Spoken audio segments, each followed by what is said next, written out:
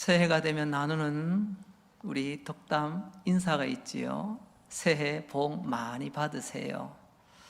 우리는 적어도 이 1월 한 달 동안은 서로가 만나는 분들에게 이 복 있는 인사가 계속 이어질 수가 있습니다. 성경에 보니까 여러분 새해 복 많이 받으세요 이 표현을 담은 좋은 표현이 있더라고요.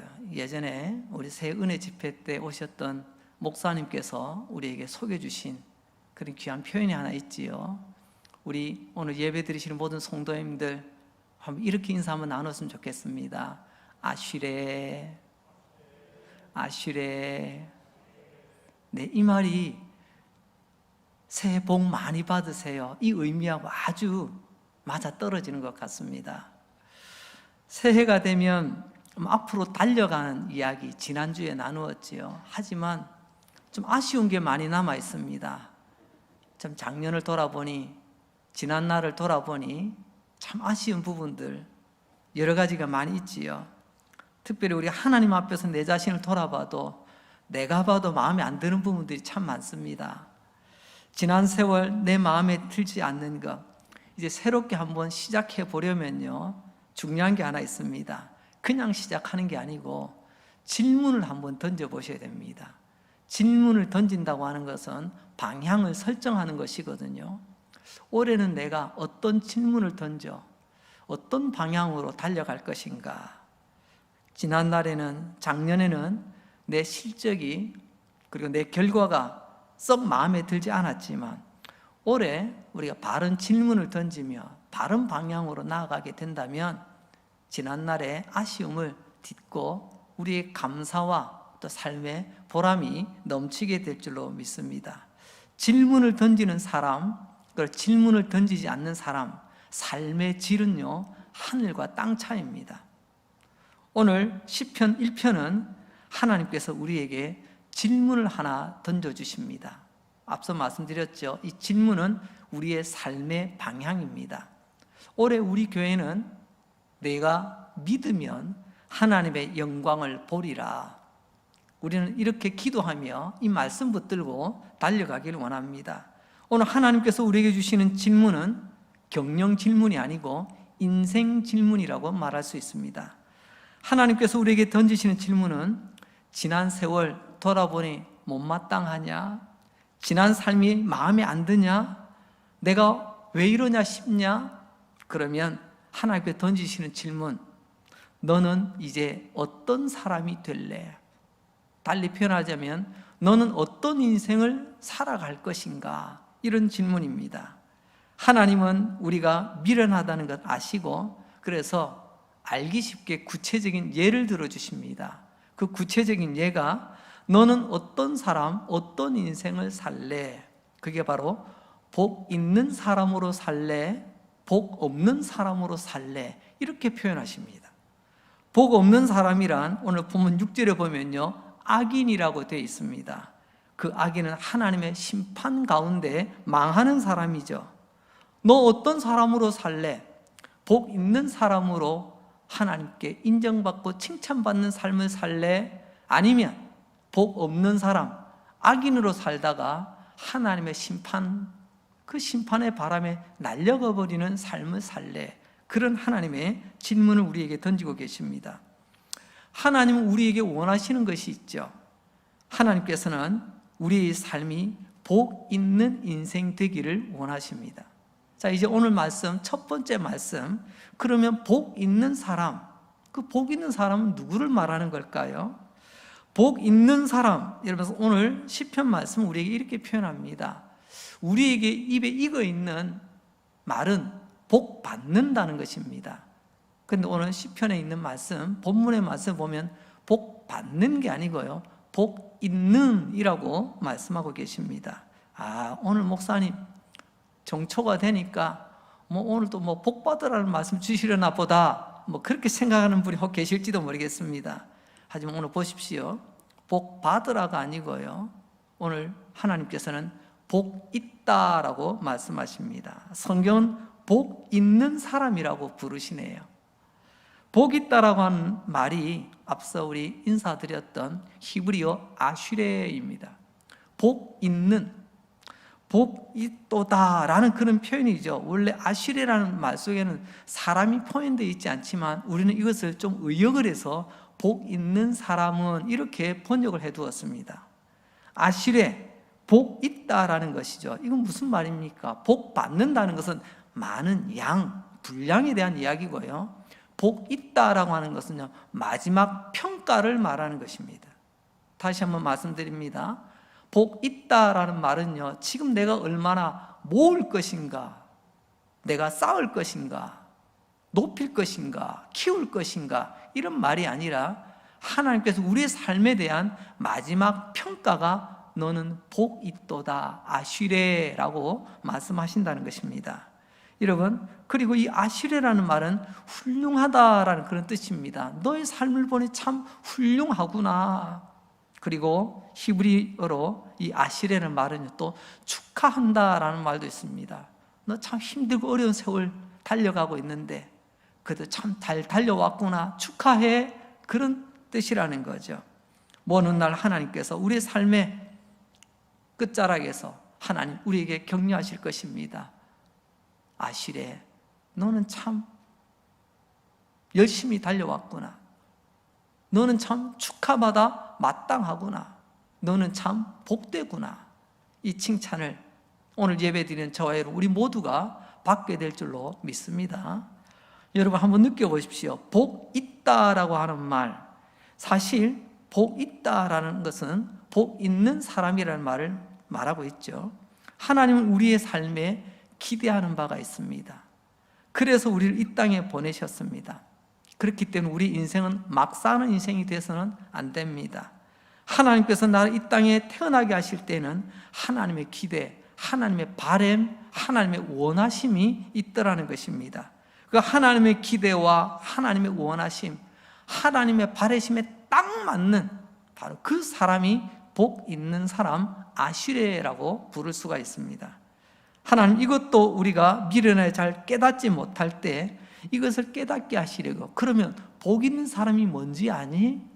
그 복 있는 사람이란 바로 시냇가에 심은 나무와 같아. 그래서 오늘 말씀에 보면 시냇가에 심은 나무 이야기가 나오는 것입니다. 사람들이 시냇가에 심은 나무를 보고 아시레, 참 훌륭하구나, 참 축하받을 만하네, 이렇게 돌아보게 된다는 거죠. 3절 말씀 한번 보겠습니다. 그는 시냇가에 심은 나무가 철을 따라 열매를 맺으며 그 잎사귀가 마르지 아니함 같으니 그가 하는 모든 일이 다 형통하리로다. 그가 누구죠? 복 있는 사람입니다. 복 있는 사람은 누구죠? 그가 나무입니다. 1절부터 3절까지 보면 복 있는 사람은 나무인데 그 나무는 시냇가에 심겨진 나무다, 이렇게 표현하고 있습니다. 그 나무가 복 있는 아슈레라는 거죠. 참 너 훌륭하구나, 너 축하해. 하나님은 물가에 심겨진 그 나무를 보고 이렇게 칭찬해 주신다는 것입니다. 이 나무는 두 가지 특징을 가지고 있죠. 첫째는 열매를 맺고 있다는 것입니다. 3절에 보면 철을 따라 열매를 맺는다. 열매를 맺어야 될 때는 열매를 맺는 것입니다. 두 번째로는요, 잎이 마르지 아니하였답니다. 항상 푸르름을 지키고 있더라는 거죠. 잎이 마르지 않았다는 것은 이 나무에 생명이 가득 차다는 그런 말씀이겠죠. 예수님은 우리의 생명입니다. 때로 우리는 고난과 때로는 환난에 뜨겁고 모진 그런 어려움 가운데 처해 있지만, 특별히 지금 우리는 코로나19라는 엄청난 어려운 시절을 보내고 있습니다.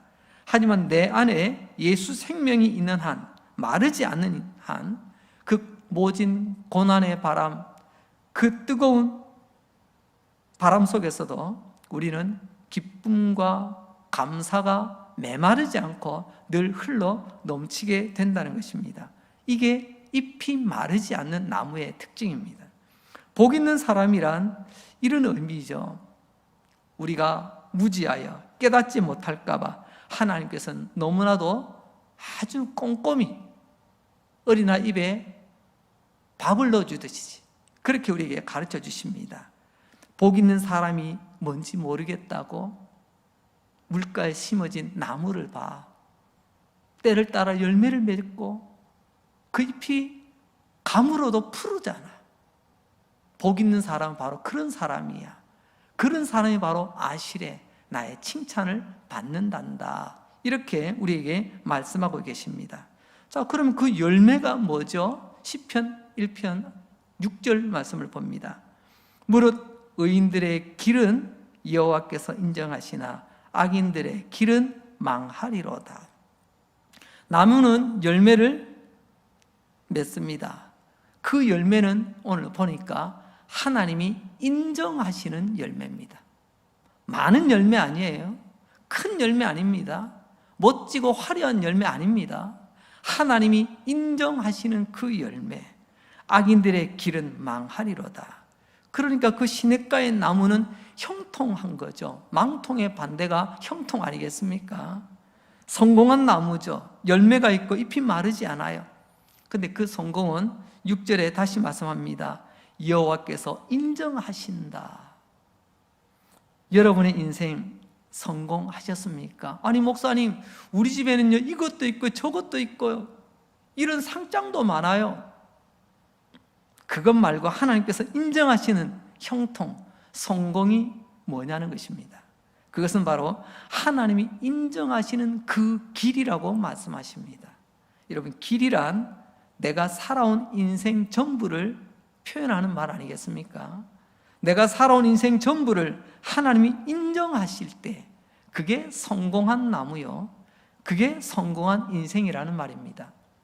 그 사람을 가리켜 오늘 하나님께서는 복 있는 사람, 아시레라고 부르고 계십니다.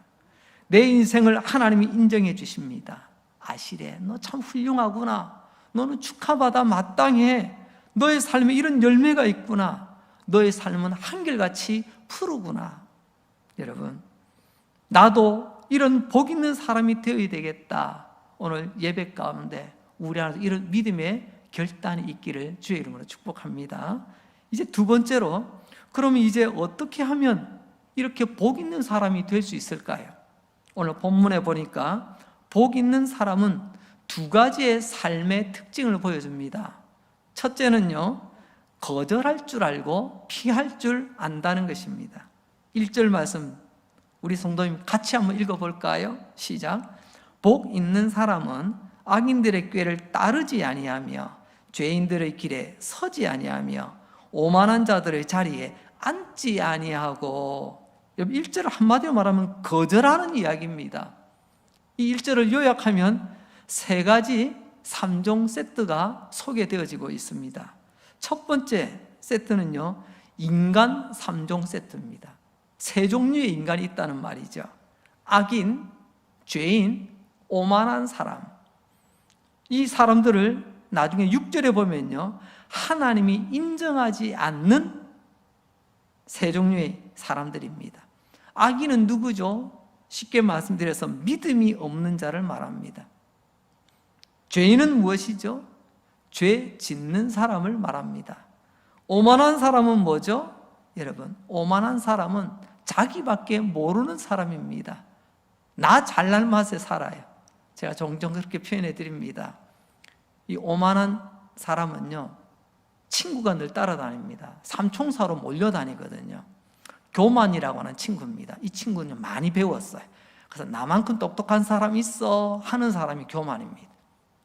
그리고 거만한 사람이 또 따라다닙니다.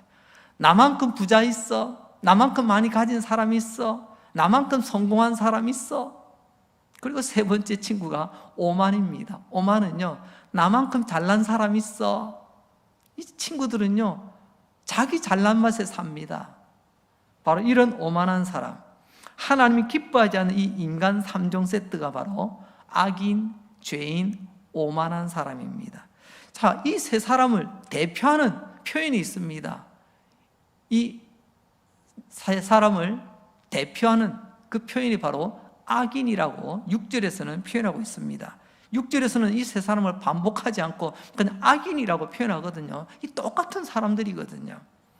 그리고 두 번째 3종 세트는요, 삶의 분야에서 3종 세트를 말합니다. 오늘 보니까 악인의 꾀를 따릅니다. 꾀라고 하는 것은 생각을 말하죠. 죄인의 길이라고 말합니다. 죄인이 하는 행동, 태도를 말하겠죠. 오만한 자의 자리를 말합니다. 이건요, 습관을 말합니다. 생각도 습관이죠. 늘 삐뚤어진 생각하는 사람은요, 늘 삐뚤게 생각하더라고요. 굽게 생각하는 사람 늘 굽게 생각하고요. 부정적인 사람 늘 부정적인 것부터 먼저 생각하더라고요. 말도 습관입니다. 그 사람의 말을 들어보면 참 이 사람이 밝은 사람인지 마음에 어둠이 있는 사람인지 우리 대반에 알 수 있지 않습니까? 식습관이라고도 있습니다. 그 많은 음식들도 여러분 딱 내가 먹는 것만 먹는 사람, 식습관이 있죠. 행동도 습관입니다. 이런 우리 삶에 세 가지 모양이 있다는 것을 보여주고요. 그리고 세 번째로 나오는 부분은 세 가지 동사가 한 세트를 이루고 있다는 것입니다. 뭐죠? 따르지 않는다. 따른다는 것은 걸어간다는 것을 말하거든요. 죄인의 길에 서지 않는다. 어느 자리에 서 있는 것을 말하거든요. 오만한 자와 함께 앉지 않는다. 여러분, 걷다, 서다, 앉다. 이 세 동사가 우리 인생 전체를 표현하는 동사이기도 합니다. 여러분, 그러니까 요점이 뭐죠? 아실에 너 참 훌륭하구나. 너 참 칭찬받아 마땅하구나. 이렇게 하면 하나님께서 이 사람을 어떻게 칭찬할까요? 오늘 이 아실에는 어떻게 하나님 칭찬을 얻게 되었을까요? 이 세 가지 동사를 보면 알게 됩니다. 그 사람이 어디로 걸어가는가? 그 사람이 어디에 서 있는가? 그 사람이 어디에 앉아 있는가? 한마디로 말하면요, 하나님이 기뻐하지 않는 곳으로는요, 걷지도 않고 그곳에 서 있지도 않고 그곳에 앉아 있지도 않는 것을 말합니다. 이 사람이 얼마나 빨리 갔냐? 이 사람이 앉아 있는 방석이 얼마나 크냐? 이런 걸 말하는 게 아닙니다. 이런 복 있는 사람은 하나님이 아니라고 하는 것을 피할 줄 아는 것입니다. 하나님이 아니라고 하는 것은 거절할 줄 아는 것입니다. 제가 보건대 참 안타까운 것은요, 그놈의 의리가 뭐길래, 그놈의 인정이 뭐길래, 때로는 그놈의 자존심이 뭐길래, 가서는 안 되는 길을 걷고요, 있어서는 안 되는 자리에 서 있고요, 그리고 앉아서는 안 되는 곳에 눌러 앉아 있는 경우가 너무 많더라는 것입니다. 그 사람은 복 있는 사람, 아시레가 될 수가 없죠. 이제 우리 마음 단단히 굳게 먹어야 되겠습니다. 여러분, 이 사람 저 사람 어울렁더울렁, 나는 대인관계를 잘해, 나는 주변에 사람들 관리를 잘해, 고객 관리를 잘해, 그래서 두루두루 아무나 막 섞여 다니는 것이 아니고요, 오늘 하나님 말씀하시는 것, 하나님이 기뻐하지 않는다면 내가 걸어갈 것과 내가 서 있을 것과 내가 앉을 것을 가릴 줄 알아야 된다는 것입니다. 이게 복 있는 사람 아실의 특징입니다.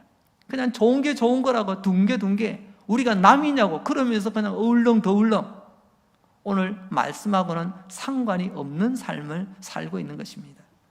자, 그러면 복 있는 사람 아시레가 되려면 이제 두 번째로는요, 하나님의 말씀을 묵상해야 됩니다.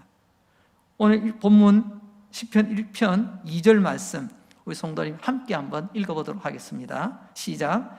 오직 여호와의 율법을 즐거워하여 그의 율법을 주야로 묵상하는도다. 아멘. 누가요? 복 있는 사람 아시레, 넌 어떻게 그렇게 훌륭해?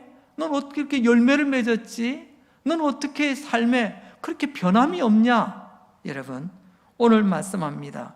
이 고난과 시련의 가뭄 가운데서도 믿음의 잎이 시들지 않고 철을 따라 열매를 맺는 그 사람의 특징 두 번째는요, 하나님의 말씀을 묵상하는 사람이더라는 것입니다. 악인들은 이 세상의 것을 좋아하지만 복 있는 사람은 하나님의 말씀을 즐거워합니다. 하나님의 말씀을 즐거워해요. 하나님의 말씀이 기뻐요. 에이, 오늘도 또 그 말씀, 이게 아닙니다. 오늘은 어떤 말씀을 주시려나, 말씀을 대하는 태도가 다른 거죠. 하나님의 말씀이 기쁜 사람, 즐거운 사람이 결국 복 있는 사람 아시레라는 것입니다. 그 말씀이 그의 삶을 바꾸어 놓기 때문에 그렇습니다. 말씀이 우리를 복 있는 사람으로 바꾸어 놓는 거죠. 따라서 봅시다. 말씀이 복 있는 사람으로 바꾸어 줍니다. 여러분, 오늘 우리에게 주시는 이 말씀 믿으면요, 하나님의 말씀 묵상하게 돼 있습니다. 믿으면요, 하나님의 말씀 묵상하게 되고, 하나님의 말씀 묵상하는 그 사람은 복 있는 사람 아시레가 되게 되어 있습니다. 그 의인, 복 있는 사람, 여러분 오늘 한번 보세요. 그는 그 말씀이 얼마나 즐겁기에 주야로 밤낮으로, 이것은 수고와 같이 쓰이는 말이죠. 계속하여 변함없이 여러분 하나님의 말씀을 묵상합니다. 결론은 이런 거죠. 복 있는 사람 아시레, 그 사람은 결국 말씀을 묵상하는 사람이다. 말씀을 묵상함이 복 있는 사람 아시레가 되게 한다. 이렇게 우리는 결론을 맺을 수가 있습니다. 자, 그러면 말씀을 묵상한다는 말이 뭐죠? 자, 우리나라에는요, 말이 한 단어로 쓰지만 여러 가지 의미가 다양하게 쓰여질 때가 있습니다. 우리 성경에서 말씀하시는 경건을 마치 우리네 유교적 경건으로 잘못 이해하여 하면서 과묵하게 있는 것을 경건으로 착각하는 것과 비슷한 예입니다. 우리가 묵상합니다 하면요, 우리는 제일 먼저 생각나는 게 있습니다. 눈부터 감습니다. 묵상하기 위해서 눈부터 감습니다.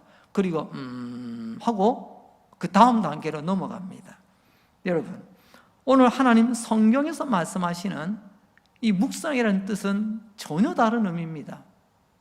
먼저는요, 이 묵상한다라는 말이 히브리어로 하가라는 말을 뜻습니다. 가장 대표적인 뜻이라는 말이죠. 그 말은 곧 뭐냐? 중얼거린다, 소리내어 읽다라는 말입니다. 우리 몇 년 전에 우리 성도님과 함께 성지를 돌아본 적이 있습니다. 그런데 예루살렘을 방문해서 예루살렘 그곳에서 특별히 우리로 치면 도서관 비슷한 곳을 한번 간 적이 있습니다. 거기는 경건한 많은 유대인들이 성경 말씀을 읽고 또 토론하는 그런 장면을 보았는데요, 제가 딱 첫 느낌이 뭐냐면요, 야, 이 동네 도서관은 시끄럽네, 이 동네 공부방은 시끄럽네, 혼자서 말씀을 놓고도 읽어요. 그리고 서로 대화를 나눕니다. 그 시끌시끌해요. 그 왜 그런가? 오늘 이 말씀을 통해서 다시 한번 이해가 되더라고요. 하나님의 말씀을 묵상한다라고 하는 것은요, 눈 감고 가만히 읽는 것이 아니라 가장 먼저는요, 소리내어 읽는 것부터 시작하는 것입니다. 그리고 두 번째 뜻이 바로 우리가 잘 알면 숙고 깊이 한번 생각해 보는 것입니다. 다시 말하자면 읽고 난 다음에 우리는 조용히 깊이 생각해 보게 됩니다. 그러나 우리 현실은 어떤가요? 말씀 읽는 건 없고, 말씀 읽고 믿어야 제대로 된 믿음인데 덮어놓고 믿습니다. 그저 풍월로 믿습니다. 나의 지난날의 연수만 믿고 그렇게 그냥 눈 감고 하고 있습니다. 너무나 잘못된 거죠. 우리의 삶이 고단할 때 때로는 세상의 노랫가락 한 자락이 때로는 우리에게 큰 감정의 변화를 줄 때가 있습니다. 저도 군에 있을 때 훈련받고 지쳐있는 그런 우리 군인들을 위해서 중대장님이 이렇게 요구를 하십니다. 변병장, 한국 장전 발사. 제가 군생활 하는 동안에 딱 한 곡으로 버텼습니다. 그때 그 노래가 뭐냐면요, 이런 가사입니다. 사노라면 언젠가는 밝은 날도 오겠지, 흐린 날도 날이 새면 해가 뜨지 않더냐, 이런 사노라면이라고 하는 노래예요. 그래서 조금 이렇게 템포를 조절해 가면서 그 훈련에 지쳐있는 그 병사들에게, 군인들에게 사노라면 우리에게는 해가 뜨는 날이 있다, 째짜게 굳지 말고 가슴을 쫙 펴라, 내일은 해가 뜬다, 이런 노래를 한번 부르게 되면요, 그 힘들었던 병사들이 또 나름 같이 합창도 하면서 힘을 내는 모습을 보았습니다. 우리도 간혹 그런 경우들이 많이 있지 않습니까? 하물며 하나님의 말씀을 내 입으로 소리내 읽을 때 내 안에 얼마나 위대하고 놀라운 일들이 생기게 되겠습니까? 우리 신앙이 주일날 설교 한 편 듣는 것으로 끝난다면 죄송합니다. 여러분의 신앙도 거기서 끝나는 겁니다. 아무것도 안 되는 거죠. 하나님의 말씀은 날마다 묵상함으로 이어가지 않는다면 여러분, 우리의 신앙은 아무도 장담할 수가 없습니다. 한 예로 다윗을 예로 들 수가 있죠. 하나님 앞에 가장 복 있는 사람, 아실의 삶을 살았던 다윗. 그가 여러분 일상 가운데 아침에 일찍 일어나서 침대에서 일어나면서 제일 먼저 했던 것이 뭔 줄 아십니까? 그 흔적을 시편 63편 6절에 이렇게 우리에게 남겨두고 있습니다. 우리 함께 한번 읽어보도록 합시다. 시작. 내가 나의 침상에서 주를 기억하며 새벽에 주의 말씀을 작은 소리로 읊조릴 때에 하오리니. 여러분, 이 흔적을 보시기 바랍니다. 다윗이 왕으로서 얼마나 국정이 바쁘겠어요. 하지만 아침에 일찍 일어나서 제일 먼저 하는 일이 뭐냐? 읊조렸습니다. 읊조린다는 말이 뭐죠? 이게 바로 히브리어로 하가라는 말입니다. 입으로 소리내어 하나님의 말씀을 읽었다는 것이죠. 다윗이 그냥 다윗이 아닙니다. 다윗을 쫄로 보지 마시기 바랍니다. 그의 보이지 않는 일상 가운데서요, 하나님께 칭찬받을 만한 이 흔적이 있던 사람입니다. 아실에 하나님, 이 녀석 봐라. 보통이 아닌데 내가 저 녀석을 주목하여 보면 내가 저 녀석을 복되게 하겠다. 하나님 그런 마음 가지지 않으셨을까요? 마찬가지입니다. 여러분의 삶에도 하나님의 말씀은 소리내어 읽는 묵상이 있기를 바랍니다. 하나님의 말씀을 소리내어 읽을 때 하나님 약속하신 기적이 있게 될 줄로 믿습니다. 여러분, 하나님의 말씀 안에 하나님은 살아 계십니다. 하나님 말씀 안에 하나님 행하신 위대한 일들이 담겨 있습니다. 그 하나님의 말씀 안에는요, 하나님의 은혜가 있습니다. 하나님의 말씀 안에는요, 하나님의 용서가 있고요, 하나님의 말씀 안에는요, 하나님의 사랑이 있고, 하나님의 그 말씀 안에는 세상이 감당할 수 없는 하나님의 지혜와 능력과 우리가 걸어가야 될 길이 담겨져 있습니다. 그 말씀 읽고 묵상할 때 얼마나 위대한 일이 일어나겠는가, 여러분도 기대해 보시기 바랍니다. 이제 세 번째 말씀입니다. 결국 이 말씀 묵상은 내 인생의 뿌리요, 내 신앙의 뿌리가 된다는 말씀입니다. 아까 복 있는 사람은 나무라고 말씀드렸죠. 복 있는 사람이 뭔지 모르는 사람을 위해 하나님께서는 시냇가에 심겨져 철을 따라 열매를 맺는 그 나무를 보라고 말합니다. 가물 때에도 마르지 않는 푸른 잎을 가진 그 나무를 보라고 말합니다. 그게 복 있는 사람 아시레라고 말합니다. 여러분, 열매가 그냥 맺나요? 뿌리가 있어야 열매를 맺죠. 잎이 그냥 푸른가요? 뿌리가 있어야 잎이 푸르지 않겠습니까? 이걸 우리의 삶에 적용해 보면 이렇습니다. 지금 힘들고 어려움, 오죽했으면 함께 모여서 예배 드리지도 못하는 이런 어려운 시절을 보내고 있지만, 이 가운데서도 내 신앙이 메마르지 않고 내 영혼이 마르지 않는 그 이유는, 내 삶이 마르지 않는 이유는 뿌리가 아직 살아있기 때문에 그렇다는 것입니다. 그 뿌리가 뭐라고요? 말씀 묵상입니다. 오늘 말씀은 정확하게 그것을 대조하고 있죠. 나무에는 뿌리가 있듯이 내 인생에는 말씀 묵상이 있다. 말씀 묵상이 내 믿음의 뿌리다. 내 인생의 뿌리다. 내 신앙의 뿌리다. 그러니 말씀 묵상이라는 뿌리가 없으면 나는 아무것도 아니라는 표현이겠죠. 1절부터 3절까지 거듭되는 말씀이 복 있는 사람은 이런 나무라는 말입니다. 어떤 나무죠? 성공한 나무, 형통한 나무입니다. 하나님이 인정하시는 나무입니다. 열매를 보십시오. 하나님이 인정하는 열매가 있잖아요. 예수 닮은 열매가 있지 않습니까? 고난과 시련의 시간 속에서도 감사 이파리가 메마르지 않잖아요. 성공한 나무, 하나님 인정하시는 나무, 즉 하나님이 인정하시는 사람이 되라는 말씀입니다. 어떻게 이런 나무가 되죠? 바로 뿌리 때문입니다. 우리에게 적용하자면 말씀을 묵상할 때 그런 인간이 된다는 말씀이겠죠. 하지만 악인은 어떤가요? 악인은 절대 그럴 수가 없습니다. 시편 1편 4절 말씀입니다. 우리 성도님 함께 읽어봅시다. 악인들은 그렇지 아니함이요 오직 바람에 나는 겨와 같도다. 겨 아시죠? 곡식의 껍질을 말합니다. 이 겨를 키질하면, 예전에 이게 들어서 올리는 키질이라고 있지 않습니까? 바람에 날아가 버립니다. 이 바람은 시련의 바람, 때로는 혹독한 심판의 바람이라고 말할 수 있습니다. 겨는 시련의 바람을 견디지 못합니다. 겨는 심판의 바람을 견디지 못하고 날아가 버립니다. 질문 하나 드리겠습니다. 여러분, 겨는 왜 바람에 날아갈까요? 주일학교 대답이 있고요. 오늘 하나님이 말씀하시는 진짜 대답이 두 가지가 있습니다.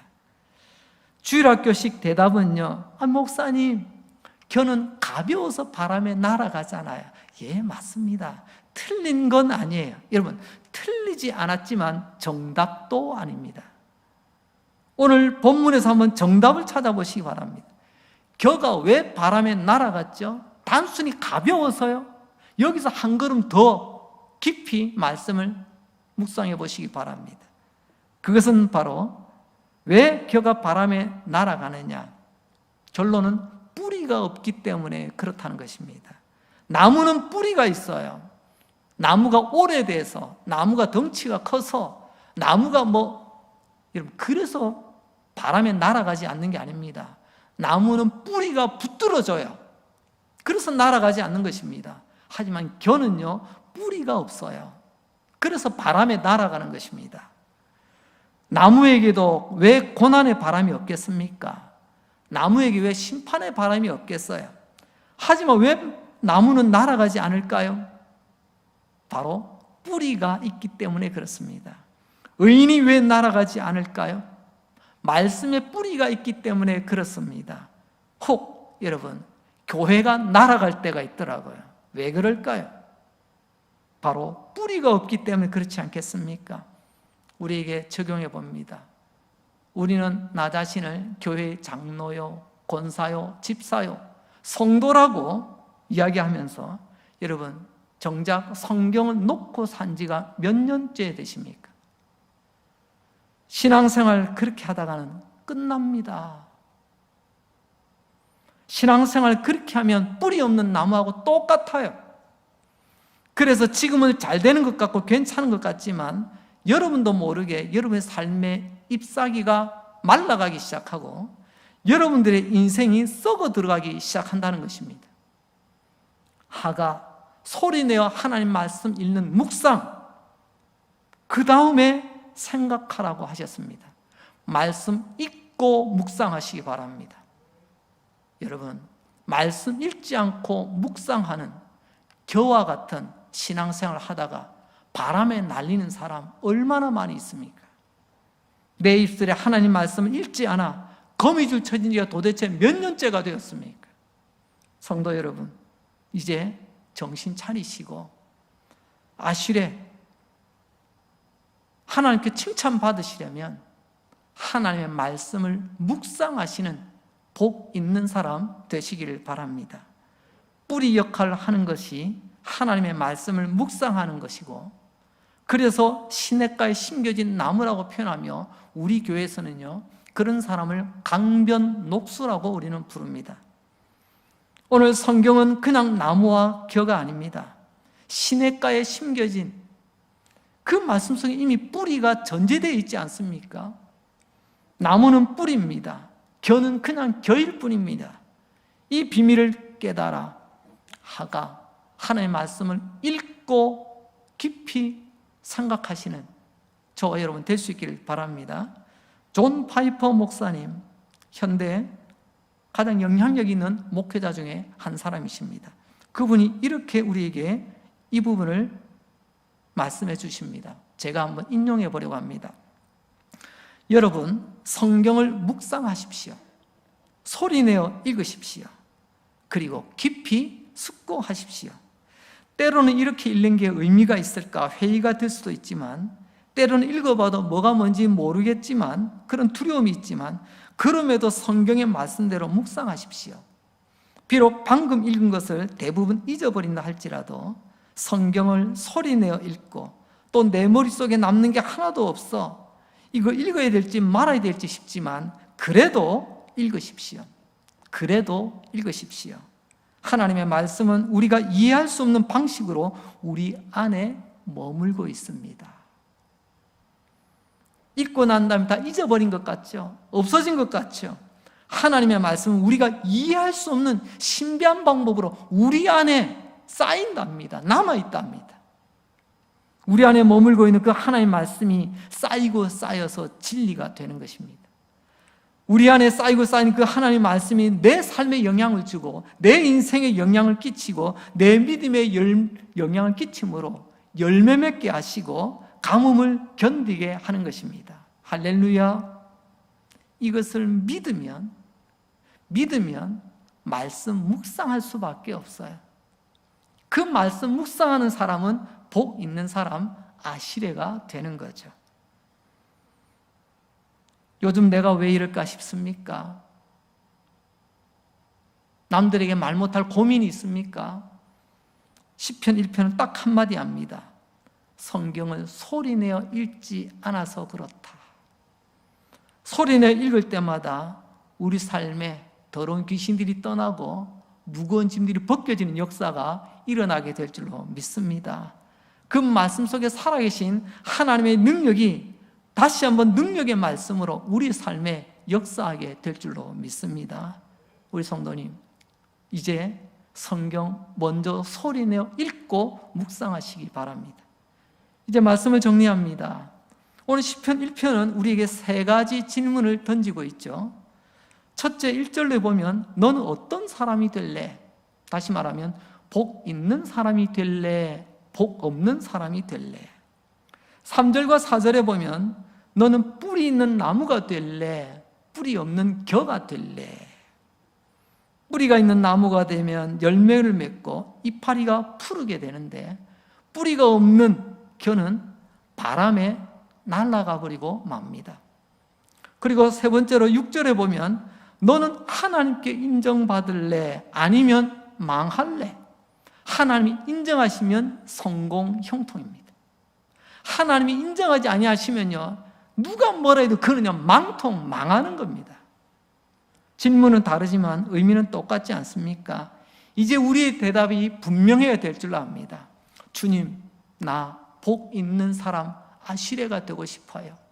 주님, 겨가 아니라 뿌리 있는 나무가 되고 싶어요. 주님, 하나님 인정받고 싶어요. 우리의 대답이 분명해야 되지 않겠습니까?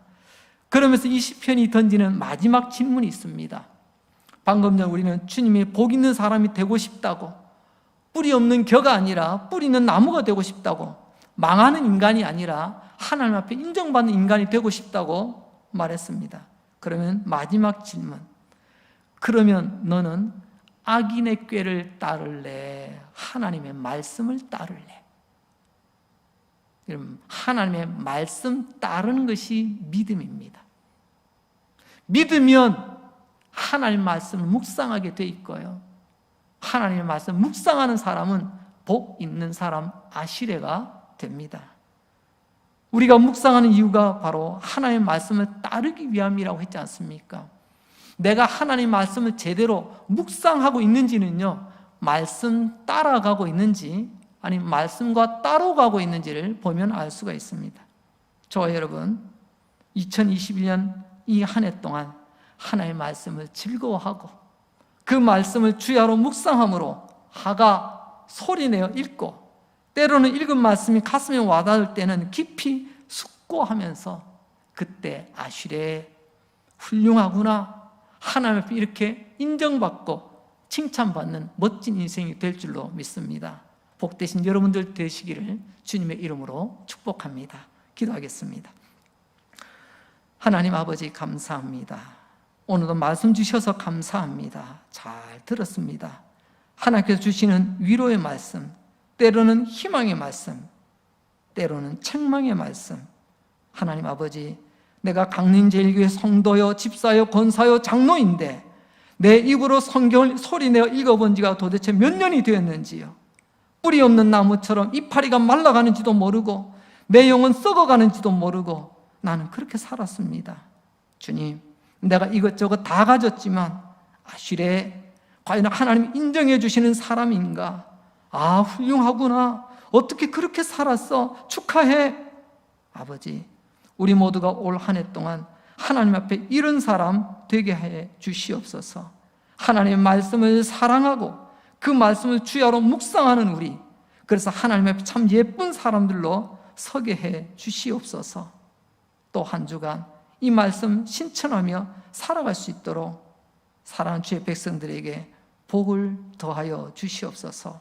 예수님 거룩하신 이름으로 기도합니다. 아멘.